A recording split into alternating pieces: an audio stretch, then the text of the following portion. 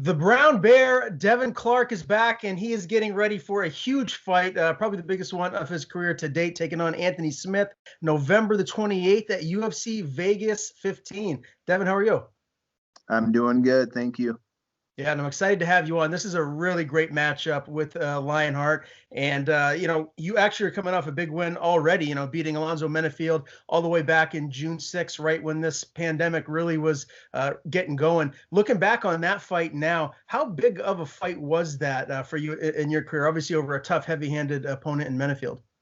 The fight itself was pretty big, but what I learned from the fight was even bigger. That was my first time being kind of hurt in a fight. So I fractured my orbital in the first round, like a minute 30 into it, and that totally changed a lot of things about me.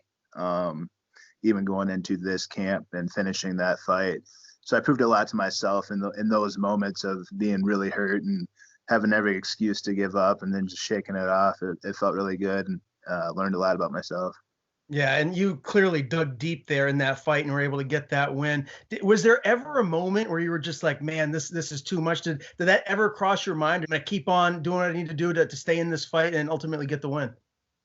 When I originally got hit, it was kind of like one of those how do I quit moments, and then kind of just wouldn't let myself quit. I talked myself back into it, took a breath, and was able to keep fighting like nothing happened. So yeah, there's a lot of doubts that go through your head when you get hit like that. Then he kept coming. So it's like, oh no, not again. I'm not getting knocked out again. And then just snapped out of it. Is he the hardest puncher that you faced? I'm not sure. That's hardest I've been punched, I guess, because I've never had anything broken in my face. And I think a lot of it was just the angle that he hit me at, and stuff like that. So,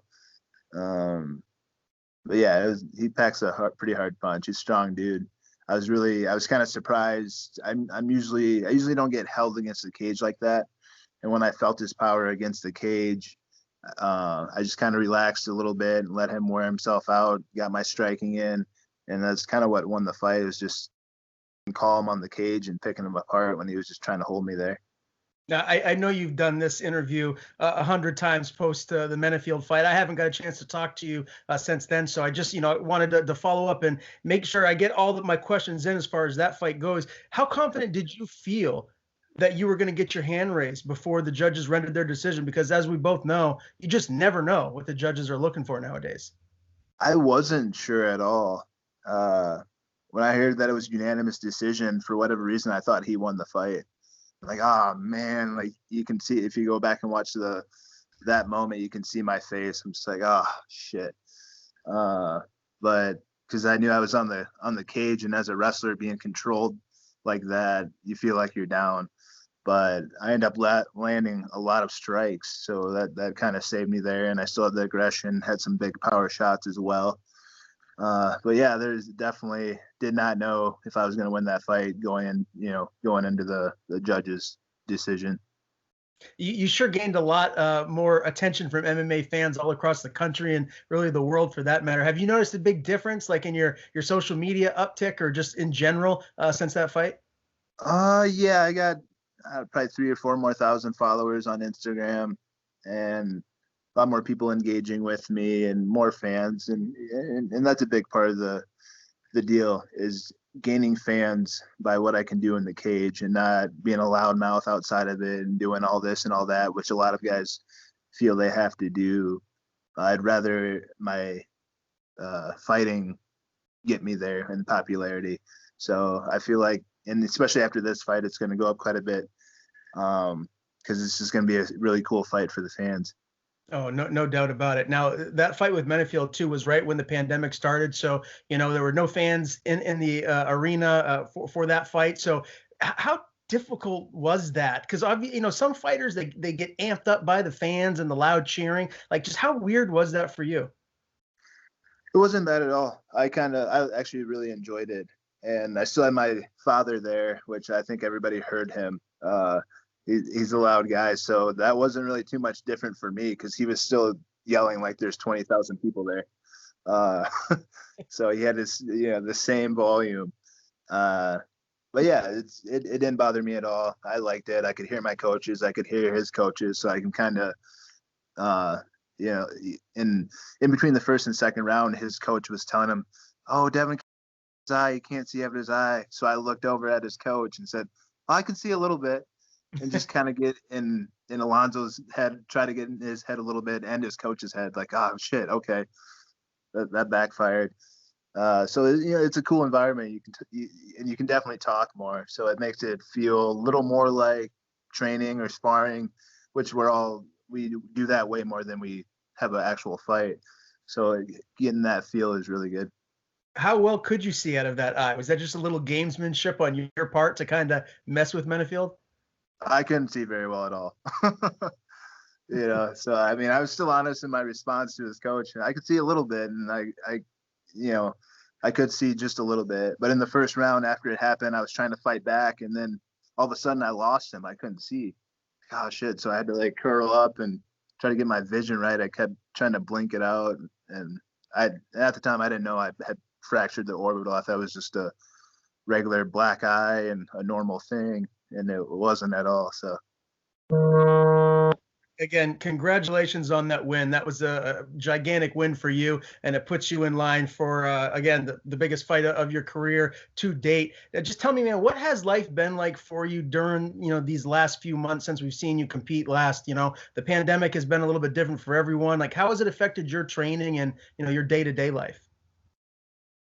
after every fight, I go back to South Dakota with my wife and my daughter, and in South Dakota, everything's pretty open. We still wear masks and stuff like that, but the governor, she has her, you know, her beliefs, and she wanted to keep it open, so it's pretty much open. We see a lot of people moving from California and states that are really shut down, and they kind of want the opposite of that. So yeah, everything was open. I started a handyman business, or kept going with that. I started that last year a little bit, but just kind of focused on that a little bit, get that going a little more. Then I got back into training. Then I got a call for a fight. I was supposed to fight a Russian guy, Shamil Gazmatov or something like that. And obviously he pulled out. And so here we are with Anthony Smith. And so you're in Albuquerque, New Mexico right now at JacksonWink. But as you told me before we went live here, you know, you still live at home, and you said South Dakota correctly, you know, and here you are down for your camp. How has that been, just to kind of, you know, have that balance of, you know, home and then in New Mexico for camp? It's how I handle it is when I'm at home, I'm at home. I don't train my skill work all that much and get too involved in the MMA stuff. I stay an athlete. I do my strength and conditioning and stuff like that, maybe some mitt work here and there, but I'm not really focused on the MMA at all when I'm back home. So when I'm home, it's family time. And then when I come down here to Albuquerque, it's fight time, and I go hard every day, all day. So it's, yeah. So I've been doing that for about 4 years now, and it seems to be working good, and adjusting well to it, and just, yeah, it's part of life right now. Who have been some of your main training partners for this particular camp? I've been training. Well, when I got the call for Anthony Smith, I was actually about to watch film with John Jones, and we got the opponent change, and it was Anthony Smith, and like, oh, perfect, let's perfect person to study film with for that fight. I had John Jones right there, so we started watching film right away and pointing out some good stuff. But yeah, it's kind of just like the guys around the gym. There's some Bellator guys, UFC guys. Christian Edwards, he just had a fight, but he's back in the room now, and yeah, we're getting that work in. But I do a lot of work with my coaches, obviously, but my coach, Chad Smith, he's kind of my wrestling coach. That's how he started anyways, but now he's got me on the pads and everything too. So he lives with me Sunday through Thursday here in Albuquerque. So we're together all the time, and we're working day and night. So he's been, yeah, my biggest help, I say. Do you ever work with Davion Franklin? I do. Yeah. Davion Franklin, Dontel Mays, Juan Adams, There's a bunch that I'm forgetting. There's so many. There's some big boys here right now, and it's awesome. Yeah, you guys just have an unbelievable stable of monsters at heavyweight and light heavyweight down there. I just talked to Davion fairly recently. He just had his win in Bellator, so he's another guy on the rise. Obviously, you mentioned John Jones, a former opponent of Anthony LionHeart Smith here. There's been a lot of discussion about who the GOAT is recently, and I got to get your take on it. Khabib beats Gaethje, retires a perfect 29-0. John Jones saying on social media that, he's the GOAT. You got George St. Pierre over here and Mighty Mouse and all these other great fighters. When you look at the criteria for the GOAT, like who do you feel like is on that upper echelon, and who do you feel like might be the best ever? When you say the GOAT, greatest of all time, you really have to go with the numbers, I feel like. And John obviously has those numbers by a long shot. And he, like in his video, he said online, GSP would be the only one that could come back, and he'd have to defend 2 title fights to even tie with him. So it's like, you take the numbers into account, it's pretty obvious. Now, what Khabib has done for the sport's a little different. He got, and Russia's so big. He brought a lot of, a bigger fan base to the sport, and a lot of people are seeing what he's done for the sport. And I think that's the reason why they're trying to call him the greatest of all time. But yeah, I gotta stick with my boy John Jones. So yeah, no argument for me at all. He's clearly what he's done for the sport. He's right there at the tippy top. I got to ask too, man, how do you feel like he's going to translate over to heavyweight? I mean, I saw a picture of you guys training on your Instagram just the other day, and people forget just how big he is. He's so tall, and, I feel like the transition to heavyweight is just going to be pretty easy for him. I think he'll be just fine. He's a bigger man. He's always been a bigger man. So that frame can handle a lot. And I know how good of an athlete he is, especially when it comes to the MMA sport, and how smart he is mentally. And I don't see a lot of people being able to really attest that. So I think the transition will be very smooth for him, or, whatever he plans to do. So. For sure. Yeah, definitely a lot of great matchups for him at heavyweight. I'm excited to see what's next. Now, your record now in the UFC is 6-4, if I'm not mistaken. One of those losses were to Jan Blachowicz, who is now the champion. Were you surprised, or were you not surprised to see what he did to Reyes winning the belt? I was actually going for him. Obviously, someone that beats you, you root for him, so you can say that, see, he is a tough guy, So, yeah, I was happy for him. I thought it was well deserved for him, and yeah, it was nice to share the cage with him, with a champion, but it pisses me off all that much more because I know I can beat him. And in our first fight, that was years ago, I was really young, and he was younger too, but he had more experience on me, and I just didn't really know how to handle that moment, and I made some mental errors, and that cost me that fight. So yeah, it's definitely a fight I want back, and with this new matchup for me, that's just getting one step closer to him. He might still be there when I get my shot. Yeah, no doubt. And, you've had some signature wins in your career. Obviously, as we talked about earlier, most recently over Menifield, you also beat, Mike Rodriguez. That's a big one. I'm very high on Mike. I think he's got a lot of talent, and your losses have been to the now champion, Rakic, who's an absolute stud. Like, where do you feel like you are right now in the standings at 205? Like, you get a win here over Lionheart, where does that put you next? Like, are you in line for a top 5 matchup after this? I should be. This is kind of just to prove that I can fight with the top 5, and I know I can because I already have. I had Rakic finished in our fight. When I fought Rakic, I had him finish, and nobody's been able to do that to him since I did it to him. And there was things with Jan that nobody's been able to do to him. So like, I know that I belong. But over the years, I've just been building, been patient, taking my losses, learning from them. And becoming a better mixed martial artist. I started wrestling, so wrestling is huge in my game, and it's a whole different mentality and different kind of patience level there when it comes to being a top level MMA fighter, UFC fighter. When you get that top 5, top 10, people are pretty crisp and rehearsed in what they can do and how to hurt you and stuff like that. And that's just one of the things I had been lacking. And proving myself to myself in the Menifield fight did a lot for me. And it's really opened up to what I can actually do and just help me be true to myself and in my fighting style and how dangerous I can be. Now, do you feel like you have a significant advantage in a specific area over Anthony Smith here in this fight? He's a veteran. He's got a ton of fights. But is there one area where you feel like you'll just be able to control him or outshine him in? Movement, cardio, definitely cardio. And I know he's LionHeart, but I know I got that heart too. And I'm not going to quit. I've seen him quit before.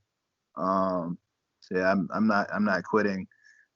And, but that's what it makes for a good fight. And I know he's going to bring it. This isn't an easy fight at all. And it is just another fight, but it's a fun fight for me too, because looking at his style and my style, there's a little bit of a clash there. You got power and speed, then you got length and a little bit of technical stuff and jiu-jitsu. So those kind of a lot different. So when we meet in the middle, it's going to be pretty sweet. He's coming off of 2 straight losses. Do you feel like you're going to see the most motivated Anthony Smith that you could possibly see at this point in his career? Probably. Yeah, I'd assume so. I don't know. It's his. Yeah, you said one more fight on his contract. He's coming off. I think he's got like one more fight or something like that on his contract, and he's coming off of 2 losses. So I know he's going to bring it. He always does bring it. That's one thing about Anthony. And then for the fact that he even took this fight, a lot of guys wouldn't have taken this fight. He's at number 7. I'm unranked in the UFC charts. So he didn't gain a lot of it for taking this fight, but I know him and I know he's a fighter. And that was, that's just how he is. He takes fights, and I'm kind of on that same page. So yeah, I know he's going to bring it. I've known him for quite a while now. We're both Midwest boys. I'm from South Dakota. I think he's from Omaha or Lincoln, Nebraska. We're going to bring it, put on a good show. But of course, I'm getting my hand raised. Now, clearly, you're always preparing for a fight to go the distance. But do you think this fight goes the distance? Do you think you're going to be able to finish him, or are you expecting a 3-round war? There's a huge possibility I do finish him. I know I can finish. But yeah, I am prepared for a 15-minute war, because I know 15 minutes I can outlast him. I know this, and just be, one more thing to add to my list of achievements of tough achievements is fighting a guy like that I know is tough and no, it doesn't. I've seen him quit a little bit, but he doesn't give up. He definitely does not give up, and he'll fight until the end. We've all seen him win fights in the very last 10 seconds, 15 seconds of fights. So it's just a fun fight, hard fight, and a very winnable fight. It's a very exciting fight for all the fans out there. There's no doubt about that. Now, if you do go ahead and you get this win, let's say you're fresh, you don't take any damage.